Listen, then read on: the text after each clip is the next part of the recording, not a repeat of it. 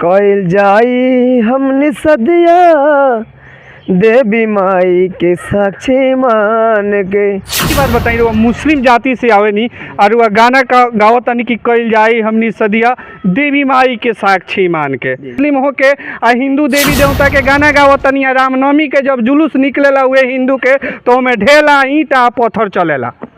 वो सब लोग अपना लड़का के शादी देवी माई के मंदिर में करा सकत नहीं कौन मुस्लिम लड़की से।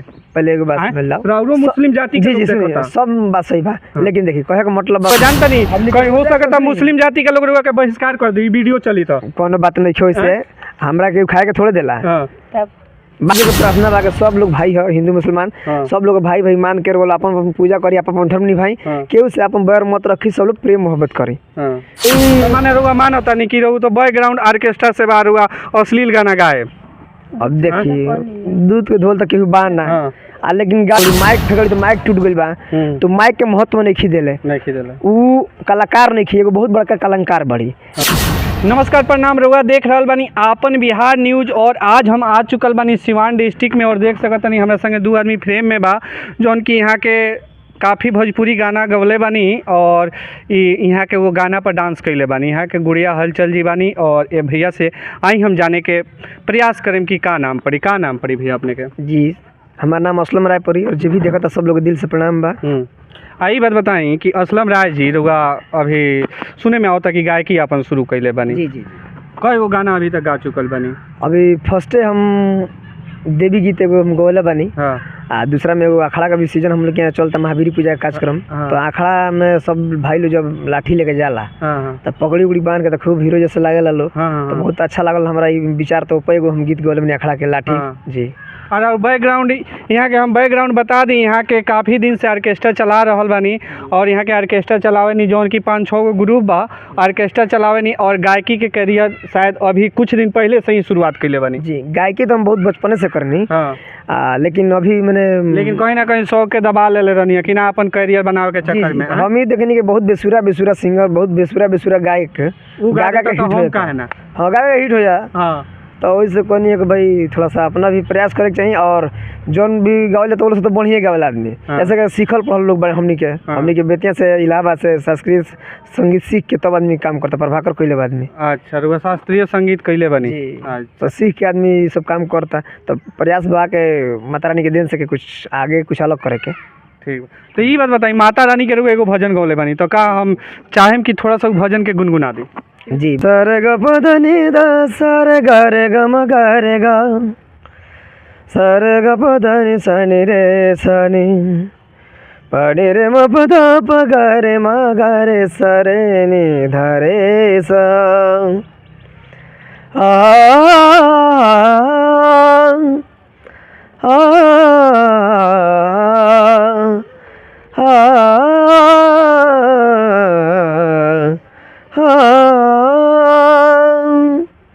भजन के बोल बा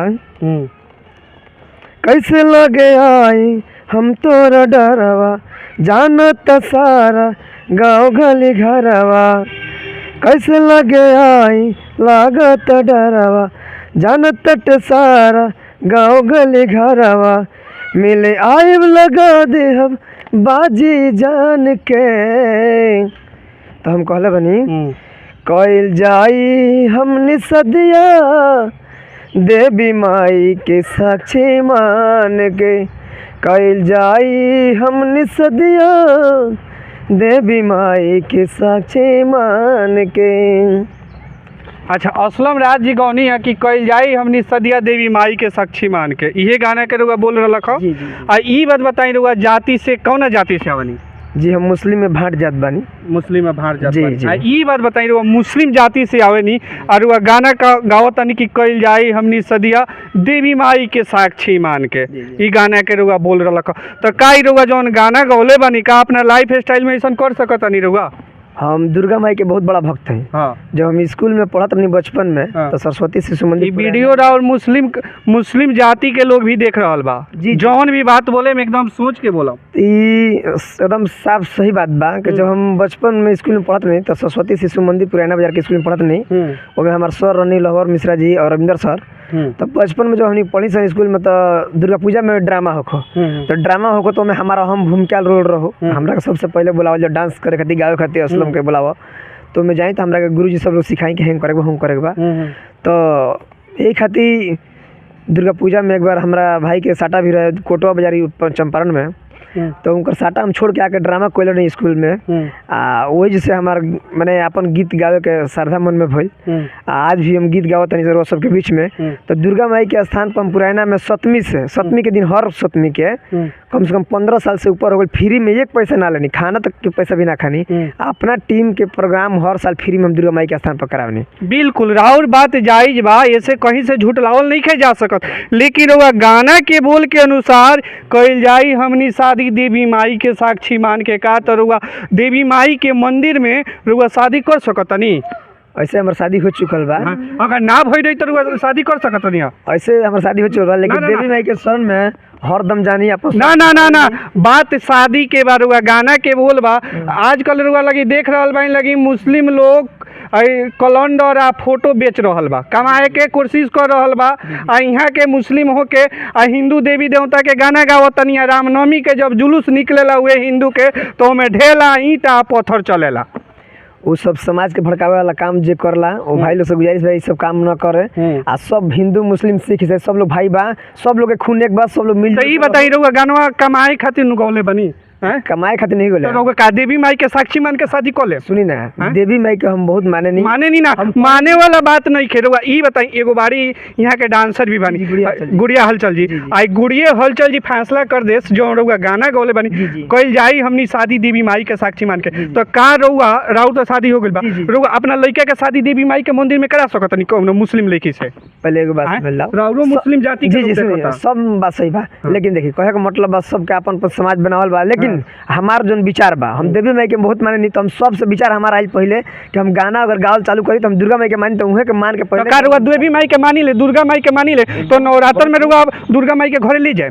देवी माई के घरे हम पूजा करनी? ना ना ना ना ना ना पूजा ना, रुआ नवरात्र में अपने देवी माई के घरे ले जाए? एकदम एकदम बेशक ले जाए, डेली हम पूजा करनी दुर्गा माई के। हाँ पूजा भी नवरात्र में रुआ अपना घरे स्थापना करें देवी माई के?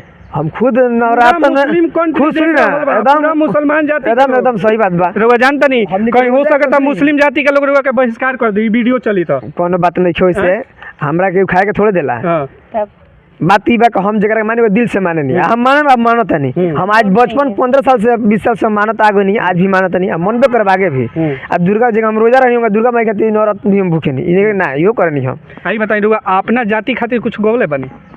अभी फर्स्ट बार हम चालू कैले बनी, तो हमार विचार में दिल में जो रहल के दुर्गा माई के हमारे नहीं बेसी, तो दुर्गा माई गीत गाएम, तो दुर्गा माई के गीत गौनी दुर्गा पूजे से हम पहले रउआ कैसे जानता नहीं कि दुर्गा माई के गीत गाएम, दुर्गा माई के गीत वायरल होई और उससे ज्यादा रुपया कमाएम, और मकसद ई है बा रुपया ऐसे भी बहुत कमानी, दुआ से इतना पैसा कमानी कि हमारा कहीं जाओ के ना पड़ा, कहीं खोजे भी नहीं ना पड़ा, बहुत पैसा कमानी दुआ से। अब मोटा मोटी 20 साल से हम पार्टी अपन ऑर्केस्ट्रा बैंड चलानी, राय बैंड सब लोग जानता, सिवान गोपालगंज छापरा यूपी बिहार में पूरा हमारा टीम बिहार लेवल पर चलेला, बिल्कुल ई जान ले। तो ऊपर वाला के दुआ से दुर्गा माई के दुआ से बहुत पैसा कमैले बनी, कमानी अभी कुछ कमी नहीं है, बस ई कमी बा वो सब जितना भी जनता व्यूअर हमारे देखता हमारा गाना सुनो, अगर अच्छा लगे तो लाइक शेयर कमेंट जरूर करी, हमरा के सपोर्ट करी, आगे और भी अच्छा हम गाए, सब लोग खातिर गाएम, अपनो भाई लोग खातिर गाएम, एकदम बेशक गाएम। बताई लोग कहेला हिंदू मुस्लिम भाई भाई, रुआ एगो मुसलमान होके हिंदू के गाना गाते हैं देवी देवता के, कोनो बात ना, रुआ गाई रहो कमाई आ रहो वायरल हो जाए, देवी माँ के कृपा होको, लेकिन वो रामनवमी के जब हमनी के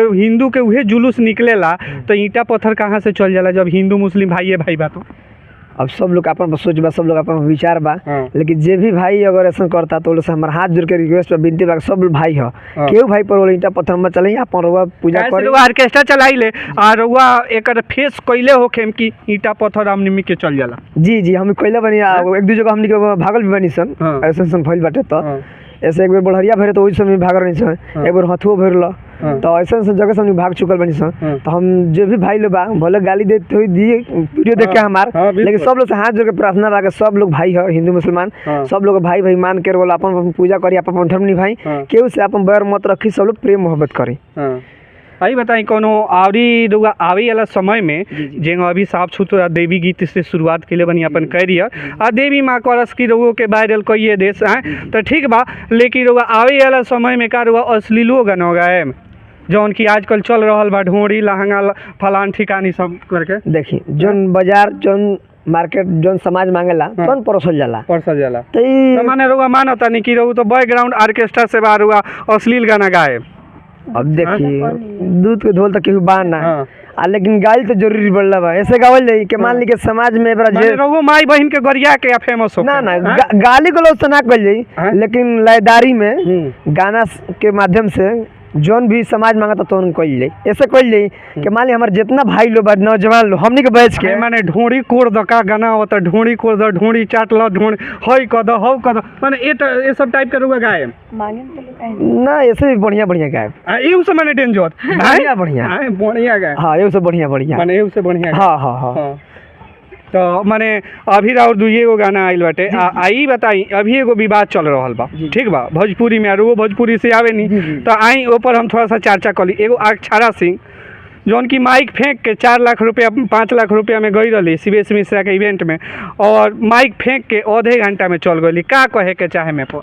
देखिए सबसे पहले तो हमरो के बता दी ई जौन माइक बा जी ई माइक जीरो से लोग के हीरो बना देला आ हीरो से जीरो बना देला ई माइके के दिन है कि आज अक्षरा सिंह हो गई आ पावर स्टार पवन सिंह जी 2004 में जब जड़ा जलीदार बाहर तहार कुर्ती गौनी गाना ओकरा बाद से माइके है आज पावर स्टार बना दिलस। खेसारी भैया के देखी खेसारी लाल यादव ट्रेंडिंग स्टार बना दिलस तो माइक फेंक के भागल बड़ी तो वो बहुत गलती कैले बड़ी एगो तो पैसा ले बड़ी ओकरा बाद में 2 घंटा के कांटेक्ट क के बाद में 35 मिनट भाग चुकल बड़ी माइक फेंकल तो माइक टूट गइल बा तो माइक के महत्व नहीं खी देले उ कलाकार नहीं खी एगो बहुत बड़का कलाकार बड़ी आ माइक फेंक के भागल बड़ी तो वैसे बेसुरा और वैसे घटिया कोनो नचनिया नहीं खे। अगर एक्ट्रेस रहती अभिनेत्री रहती बढ़िया तो माइक के केहू के हाथ में भी रख के जा सकत रहिया दे के भी जा सकत रहिया तो माइक के सम्मान करती लेकिन माइक के सम्मान नहीं कैले वहाँ के जितना लोग वो लोग के भी अपमान कैले बड़ी आ यहाँ तक लोग के उकसावले बड़ी भीड़ खाती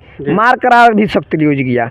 हाँ वो बहुत गलत कैले बड़ी ई ना करे के चाहिए उनकरा। आई बताई 5 लाख रुपया ले चुकल बड़ी ठीक है 50,000 रुपया अपन फ्लाइट के टिकट वगैरह आवे जाए के बाउंसर के तो का मने रुआ का सोचता नहीं कि उनका रुपया रिटर्न करे के चाहिए और सीबीएस में एकदम क देवे के चाहिए जितना जल्दी उतना जल्दी क ले चाहिए कैसे 35 मिनट में भाग चुकल बड़ी वो अपना के फिर बड़का स्टार बनतरी तो स्टार के घमंड उनकरा हो गइल बा तो ई ना बने के चाहिए। अगर स्टार बनी तो स्टार के जितना बड़ लोग उतना गंभीरता होला तो गंभीरता उनका अंदर रहे के चाहिए आ उनकरा अपन जितना देर के बाद उतना देर काम क के भले 2 गाना ज्यादा हो जैती कि वहाँ के पब्लिक उनका खुश कर फिर बोलाव ई क के उनका जाए के चाहिए। वो बहुत गलती कैले बड़ी माइक ना फेंके के चाहिए उनकरा। चलिए राहुल राय जान के बहुत अच्छा लगल। आई हम गुड़िया हलचल जी से जाने के कोशिश कर। गुड़िया हलचल जी सबसे पहले तो राहुल स्वागत बा अपन बिहार न्यूज चैनल में। थैंक यू सो मच और आपके चैनल के माध्यम से जो भी दर्शक देख रहे सबको प्रणाम है। अभी राय जी से बात भइल राय जी गाना उना गावतनी आई बताई कि गाना के पूरा वीडियो जोन भी होला वीडियो में एक्टिंग रहुए करतनी तो राय जी के का मतलब व्यवहार रहला 6 साल से शायद राय जी के ग्रुप में रुआ काम करतनी ये 6 साल जो है जो इनका व्यवहार है जी अगर व्यवहार अच्छा नहीं होता तो 6 साल नहीं रह जाते एक ही जगह इनके पास। और इनके साथ काम करके कैसन लागेला? बहुत ही अच्छा लगता है क्योंकि असलम राय जी जो है व्यवहार के बहुत ही ज़्यादा मतलब पक्के हैं पेमेंट वगैरह में भी बहुत ही ज़्यादा ये पक्के हैं और अपना मतलब जुबान से जो एक चीज़ कह देते हैं वो तो कभी मतलब पलटाता है नहीं तो इसीलिए बहुत ही ज़्यादा बढ़िया है इसीलिए इनके पास काम करने में अच्छा लगता है। अभी यहाँ के गाना गा रहल बनी गाय की शुरुआत कैले बनी तो रउआ कैसा लागत है यहाँ के गाना पर रउआ एक्टिंग वगैरह? गाना तो इनको तो हम जब से आए हैं तभी से हम गाते हुए देखे लेकिन स्टेज शो वगैरह में देखे थे स्टूडियो में नहीं देखे हैं। स्टूडियो में अब शुरुआत किया तो मतलब अच्छा लग रहा है गाना इनका? ऑब्वियसली इनका गाना शुरू से अच्छा लगता है और ये जो है मतलब कवाली वगैरह बहुत ज़्यादा मतलब और भी ज़्यादा बढ़िया गाते हैं और सूफियाना टाइप का गाना बहुत अच्छा गाते हैं। जैसे कि कुछ दिन पहले ही हम लोग गए थे एक जगह प्रोग्राम में तो जब गाना का माहौल चल रहा था कंपटीशन चल रहा था तो इन्होंने एक गाना भी गाया था जिसके माध्यम से इनको शील्ड भी दिया गया था और बहुत ही ज़्यादा प्यारा गाना इनका भी गाना बहुत अच्छा लगता है। हरियास का प्रोग्राम था गाना तो अच्छा लगबे करेगा काहे कि देवी माई का गाना से शुरुआत किया है देवी माई का जिस पे भी कृपया हुआ है अब वहीं से एकदम डायरेक्ट फॉर्च्यूनर पे चढ़ गया है हैं? वो मैया की कृपा से एकदम चढ़िए जाइल जाई। चढ़िए जाइल हाँ तो क्या सपना बा असलम राय जी के? सपना नहीं खेल लेकिन विचार जरूर बा, जेगा जौन समय तो कइल जाई। कह जाए आई बताई चलते चलते लास्ट में गानवा कौना चैनल पर आ रहल बा? हाँ गुड़िया हलचल फिल्म्स यूट्यूब चैनल बा, हाँ वही पावता। वही पावत जी, जी। जितना भी दर्शक लोग देखत ताटे आ गायकी शुरुआत कइले बनी, गायकी तो रुआ पहले ही से गावत जी, नहीं जी। आ देवी माई के बंधना से रुआ शुरुआत कइले बनी, तो रुआ का कहे के चाहे दू शब्द में कह के? हम ये कह सब लोग से हाथ जोड़ के विनती नहीं हो रहा बा कि वो सब गुड़िया हलचल फिल्म्स यूट्यूब चैनल पर जाई, हमार गाना सुनी, अच्छा लगे तो सब्सक्राइब लाइक कमेंट करी। हमारा सब जुड़े रहो चाहतनी तो असलम राय फेसबुक पेज बा हमार, ऊपर जुड़ी और हमार गाना के और हमरा के प्यार मोहब्बत आशीर्वाद दे। चलिए बहुत बहुत धन्यवाद। हमारा संगे रहनी असलम राय जी या गुड़िया हलचल जी, यहाँ से बात करके बहुत अच्छा लागल रहुआ, लेकिन का सोचत तनी अपन विचार कमेंट करके बताई। फिर मिलत तनी हम नया वीडियो के साथ, तब तक दी इजाज़त। जय भोजपुरी, जय चंपा।